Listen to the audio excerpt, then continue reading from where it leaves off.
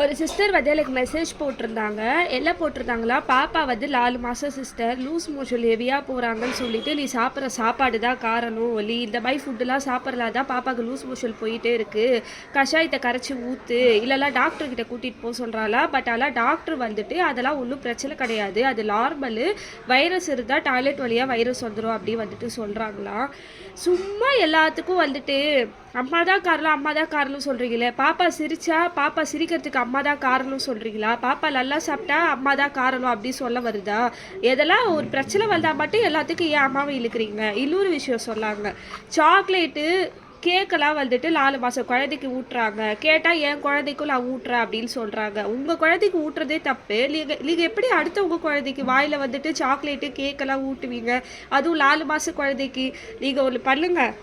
நேரா டாக்டர் கிட்ட போங்க. டாக்டர் எதிர்ல வச்சு உங்களுக்கு தைரியம் இருந்தா கேக்கு, சாக்லேட் ஊட்டுங்க. அப்ப தெரியும் உங்களுக்கு.